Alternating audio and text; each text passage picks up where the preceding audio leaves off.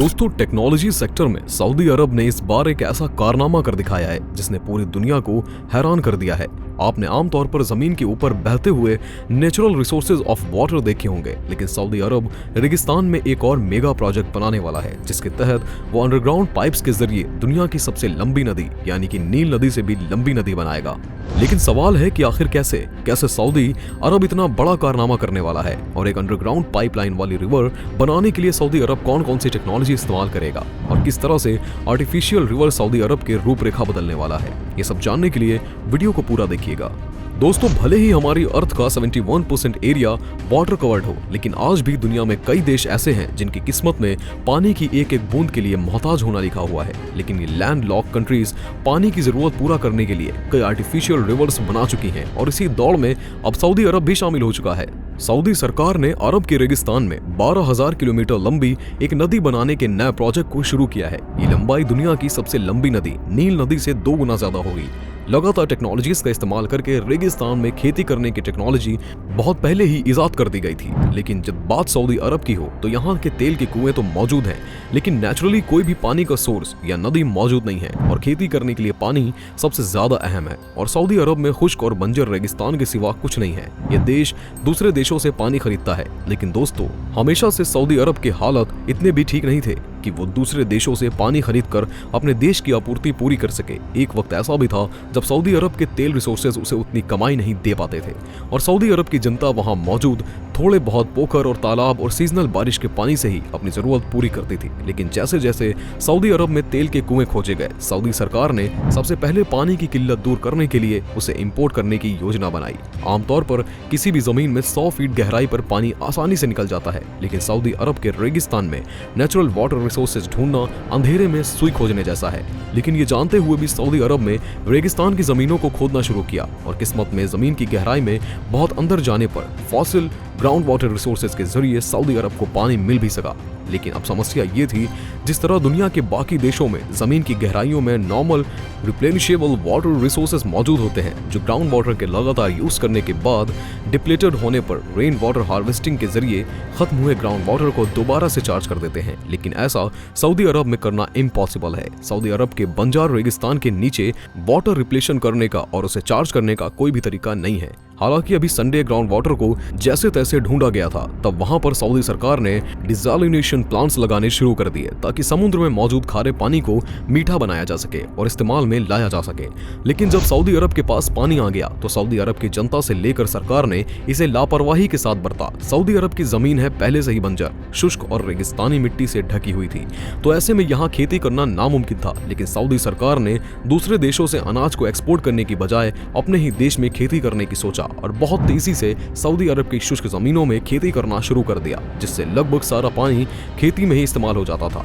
इस समय तक सऊदी सरकार भूल गई थी कि वो समुद्र के खारे पानी को मिनरल वाटर बनाकर इस्तेमाल कर रही है, जिसमें भारी मात्रा में लागत लगती है। जब देश की जनता को टैक्स फ्री पानी मिलने लगा तो जनता ने पानी का इस्तेमाल खेती बाड़ी और इंडस्ट्रीज में ताबड़तोड़ तरीके से शुरू किया और कुछ ही वक्त में ग्राउंड फॉसिल का वाटर रिसोर्स खत्म हो गया। अब सरकार को डिसैलिनेशन पर भर भर कर नोट खर्च करने की नौबत आ गई, तो सऊदी शेखों ने पानी की सब्सिडी को ही खत्म कर दिया और पानी के दाम तेल से भी ज्यादा महंगे हो गए। हालांकि अब भी सऊदी अरब में रेजिडेंशियल डोमेस्टिक यूज के लिए लोगों को सस्ता पानी और एग्रीकल्चर और इंडस्ट्रीज के लिए महंगा पानी मिल रहा था, तो ऐसे में सऊदी अरब में पानी कंजर्वेशन मॉडल को शुरू किया गया। अब तक की जो खेती में अंधाधुंध पानी बहाया जा रहा था, अब वही ड्रिप इरिगेशन सिस्टम शुरू किया गया और फसलों की जड़ों के पास बूंद बूंद तुर्की फसलों को उगाना और खेती करना शुरू किया। ऐसा करके सऊदी अरब में काफी पानी बचा लिया, लेकिन अब भी पानी की कमी पूरी नहीं हो पा रही थी, तो सरकार ने एक और बड़ा कदम उठाया और गेहूं की खेती को बंद कर दिया। क्योंकि गेहूं दूसरी फसलों से ज्यादा पानी लेता था, इसलिए सरकार ने गेहूं को दूसरे देशों से इंपोर्ट करने का फैसला किया।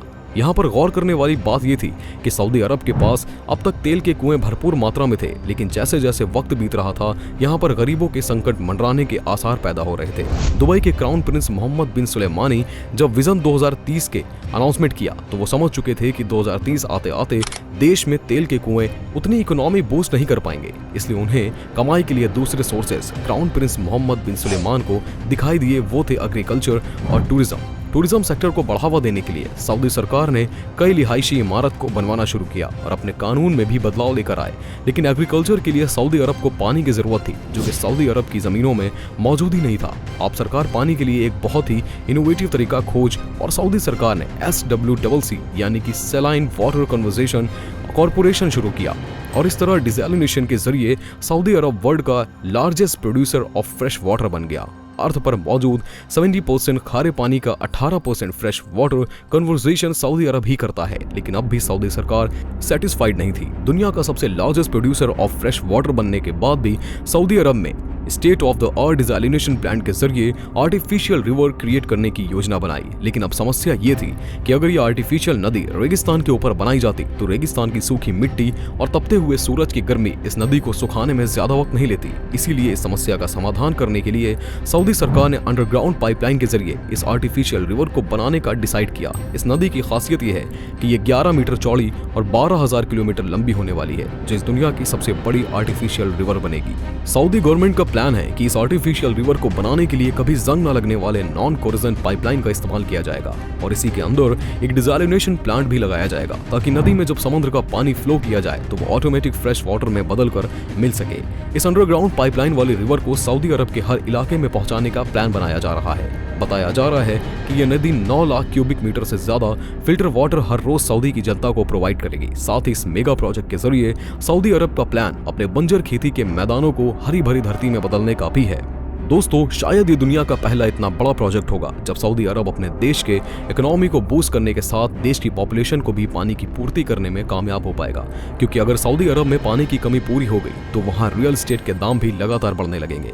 लोग सऊदी में जमीनें खरीदने में संकोच नहीं करेंगे। साथ ही एग्रीकल्चर की डेवलपमेंट के साथ सऊदी अरब का एक और इनकम रिसोर्स खुल जाएगा, तो सऊदी अरब को दूसरे देशों से इम्पोर्ट करने में भी इजाफा रहेगा और वो अपनी एग्रीकल्चर की हुई फसलों को दूसरे देशों में एक्सपोर्ट भी कर सकता है। सऊदी अरब के ये बड़े बड़े प्लान सऊदी अरब को दुनिया में एक अनोखा देश बना सकती है, क्योंकि ह्यूमन सिविलाइजेशन की हिस्ट्री में सऊदी अरब इकलौता ऐसा देश है जिसने अपनी जमीन में आर्टिफिशियल इंटेलिजेंस की मदद से फार्मिंग करने के साथ आर्टिफिशियल रेन और आर्टिफिशियल रिवर का प्रोजेक्ट को भी शुरू कर दिया है। सऊदी अरब में एडवांस टेक्नोलॉजी की हेल्प से सऊदी अरब के रेगिस्तान के ऊपर मिट्टी बिठाने का काम किया। तपती गर्मी में आर्टिफिशियल विंटर्स, आर्टिफिशियल रेन सहित आर्टिफिशियल रिवर के प्रोजेक्ट्स को भी पूरा किया और आज सऊदी अरब और उसकी जनता आराम से जिंदगी की गुजर बसर कर रहे हैं और सऊदी अरब दुनिया के विकसित देशों की दौड़ में सबसे आगे है। दोस्तों, सऊदी अरब का ये मेगा प्रोजेक्ट सऊदी की जनता की जिंदगी में एक बड़ा बदलाव लेने वाला है। जो लोग पानी की बूंद बूंद के लिए मोहताज रहते थे, अब उन्हें आसानी से मीठा और मिनरल रिच वाटर प्रोवाइड होगा। साथ ही सऊदी में न्यूट्रिएंट रिच फल और सब्जियों की पैदावार बढ़ जाएगी और अपने ही देश में खेती होने से कीमतों में भी काफी कमी होगी। तो सऊदी अरब के ये प्रोजेक्ट आपको कैसे लगे, हमें कमेंट करके बताएं और वीडियो पसंद आई हो तो वीडियो को लाइक करें, चैनल को सब्सक्राइब करें, ज्यादा से ज्यादा लोगों तक वीडियो को शेयर करना बिल्कुल भी ना भूलें।